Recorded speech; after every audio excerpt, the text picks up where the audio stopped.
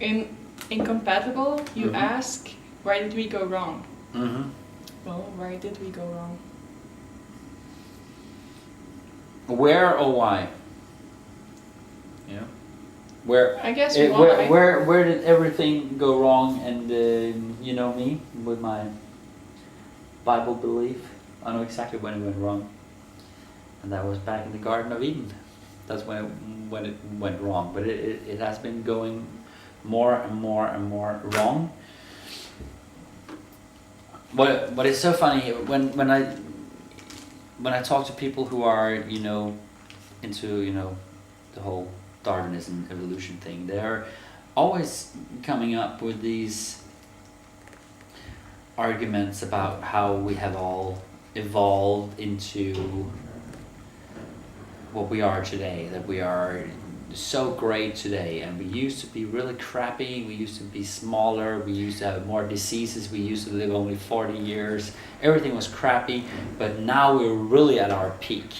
Everything is great. We are right about, and probably in 2012 we're all going to become gods. That is that view, while in reality it's only going one way. It's going downhill. It's been going downhill for thousands of years. If the Bible is true, what it says there is that people used to be 1,000 years before the flood. If that is true, of course, I believe it to be true. People were stronger, were smarter. Things were way better. And of course, if everybody who has one brain cell knows that before pollution, before everything that we have done to destroy this planet, we have done a really, really good job at really destroying everything, with everything from nuclear bomb testings to daily car pollutions. Of course, it was more healthy to live back in the day, Now we have, and we have been talking a lot about food stuff, the genetically manipulated like crops and meat and stuff like that. Before all that, when everything was real, that was, of course, it was better back then, But we still believe that hype that no, now we're really at our peak. Now it's great. I mean, I think they do that to keep people that they keep on buying life insurances and pension plans. For sure. They're just out for your money, and I mean they want. I mean, if you think of the whole medical industry, and with the swine flu and all this vaccine crap that is going on now, I've been so mad. I've been in so many discussions lately. In Norway, it's a really hot topic at the moment, and I just do some research. Go online. Everybody has a computer. You have Google. Go in there and type swine flu and vaccinations. So just go and read a little bit. Yeah. And I can't believe how many ignorant people and how people just buy that whole. They're willingly injecting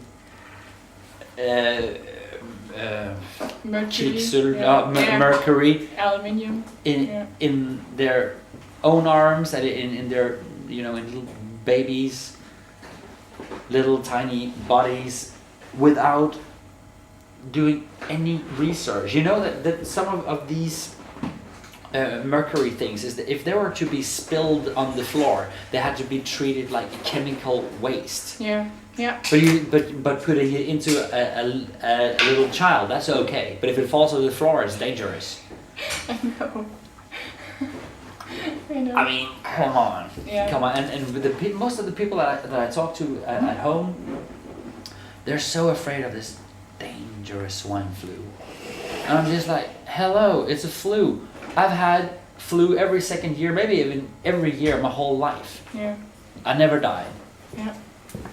people are dying of flus all the time. I mean, and I think the whole flu thing are based on strains that has been created for the whole population control. So I think it's been developed to kill people, but it's a normal thing. I mean, how many flus have I had? Probably had flus 20 times my whole life.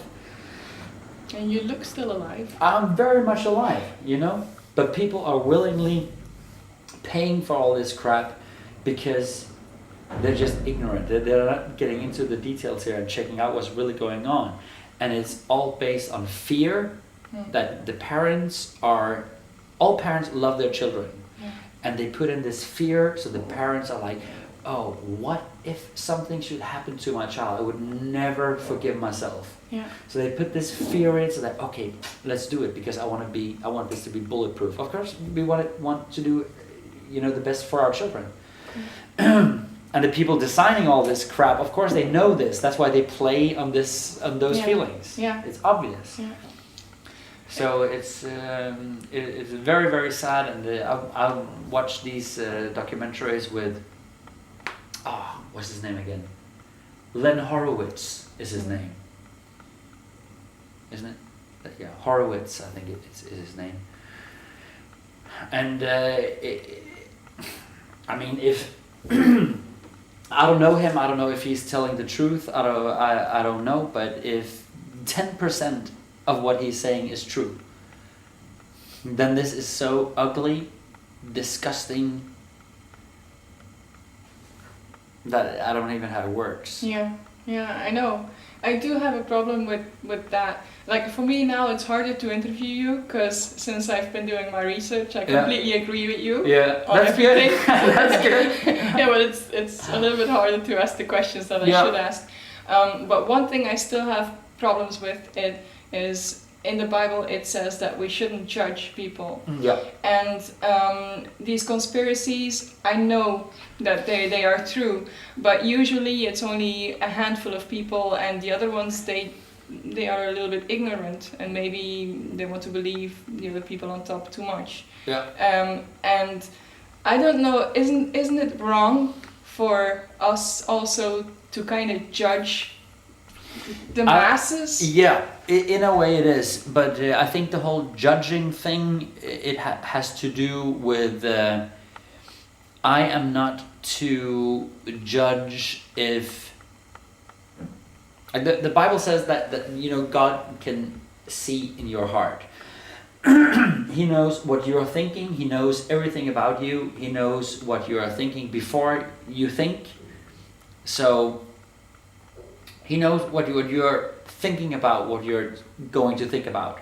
So it's like He knows everything. Even if before you say something, He already knows what you're about to say. He's outside time, outside the whole. What is it called? To God, time is not moving. Like we live, every second here. I understand. God is outside the whole time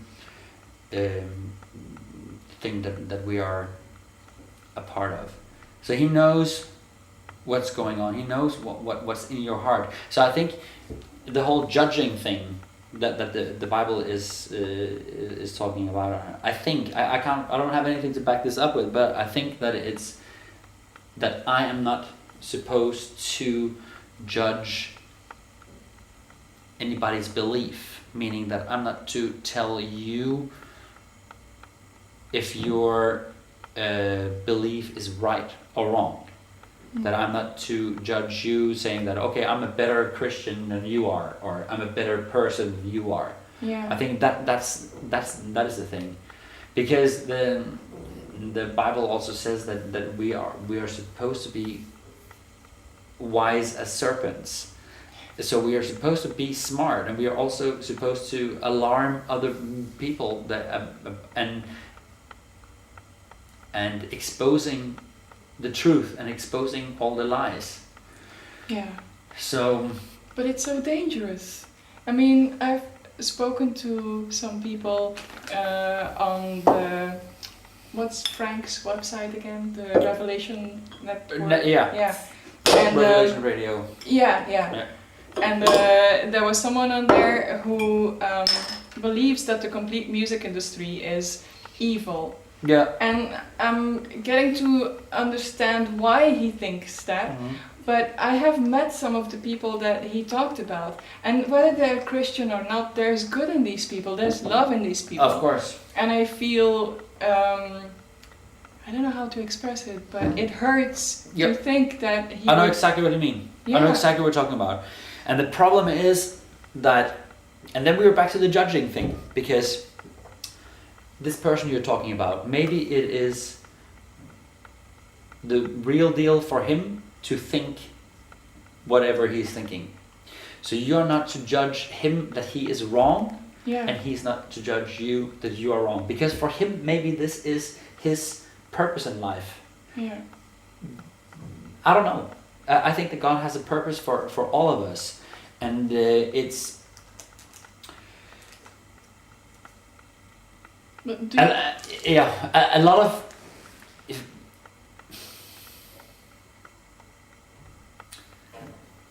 Let me try to think what you think. Do you think that we will interpret the Bible like we need to interpret it? Yes and no. Because I think some things are very black and white in the Bible, but there are also a lot of stuff in the Bible that can be interpreted into different things in a way. There are within the church and within the Bible scholars, they don't. It's not like all people who are Christian agrees on everything.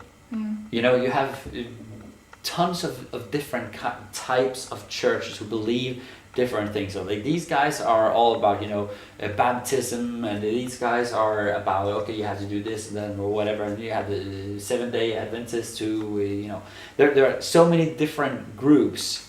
And I think the whole judging thing is that none group should judge another group because they believe something else. And I'm not even if somebody choose to be a Buddhist or a Muslim or a Satanist or whatever, it's not my job to judge them for whatever they're doing. Because it's God's job to judge. It's not my job. Thank God it's not my job, you know? So that's his business. I'm to love my neighbor. If it doesn't say in the Bible that, okay, love your neighbor, but not if he's a Muslim. You're to love everybody. It's to love your neighbor, to love your fellow man. And if he's a Nazi, or if he's a Jew, or if he's a Satanist, or if he's a Buddhist, whatever, you're to love that person. You're not to judge. But then again, you are supposed to spread the gospel and tell and make people aware of what is truth and what is not. Yeah. You know? But you can combine the two. I think it's all about what's in your heart. I think that's what it's about. If you have whatever is in your heart will shine through, you know. And if my purpose is to gain something and exploit someone, you know, a lot during, you know, tons of years, it's like the Catholic Church or the, you know, whatever. There are so many different religions who have been taking advantage of other people's, you know, fear or weaknesses or whatever. And yeah, I lost it. But we understood. You understood what I meant? Yes, it was a good ending.